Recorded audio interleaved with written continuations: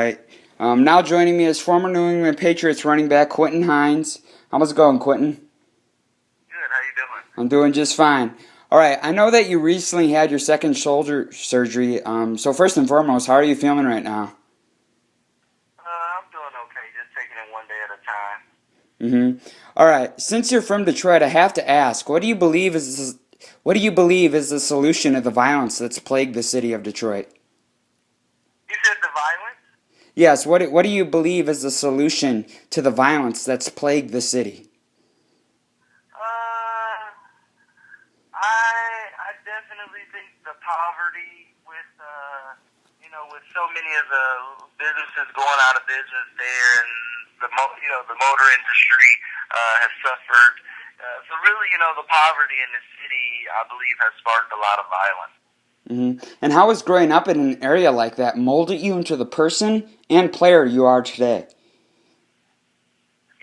It has made me strong. Growing up in Detroit, I learned that everything isn't going to go right, and everything isn't going to go how you want it to go, and you have to learn how to persevere. So I think growing up in Detroit, the biggest thing I've learned is how to persevere. And your collegiate career started out at the University of Cincinnati.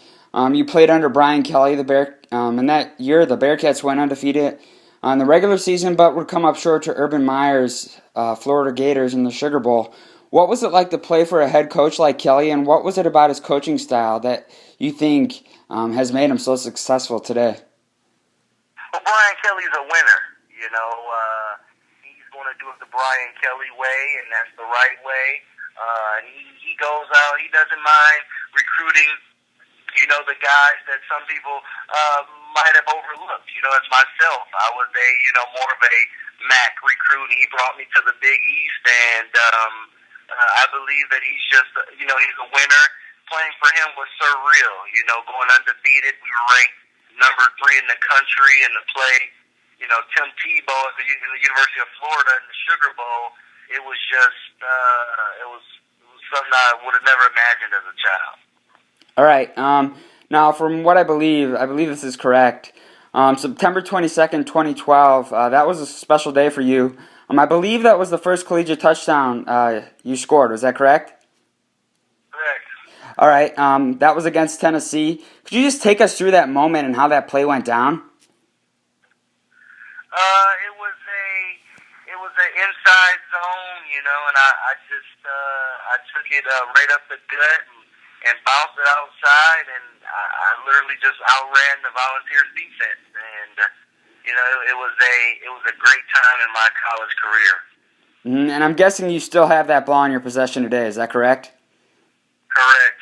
What did they put it in a frame or something? Yeah, I have it in a frame. It was actually the longest touchdown scored in Neyland Stadium versus the Volunteers since 1991. So, that's a 13-year record.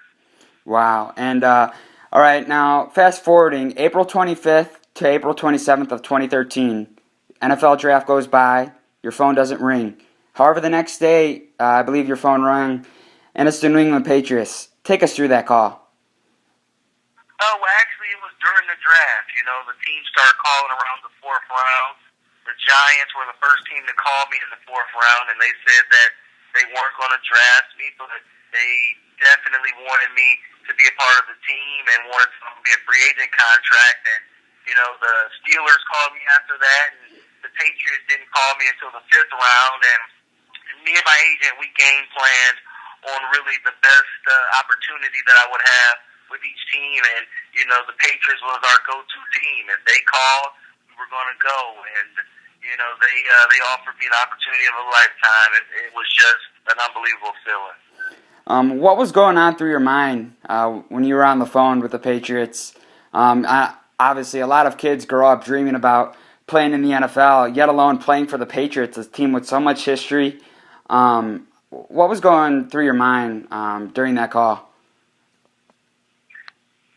It was actually Bill Belichick that called me, and he told me that he was excited to have me, and that he expected me to come there and work, even though being a free agent, that he he wasn't going to treat me any different, and that I would have to earn my way like everybody else. And I mean, you know, growing up, Bill Belichick is a legend. So I was speechless. I mean, I really was at a loss for words throughout the conversation. Mm-hmm. And you stuck around for the Patriots for a little while, but then you suffered a torn labrum during the Patriots minicamp, and it was eventually waived. But then the Patriots added you to the injured reserve list because no one's claiming you off the waivers. You stuck around for about a year, and then I believe it was this year in March they let you go. Describe the emotions that you went through during this time. Pretty hectic, huh?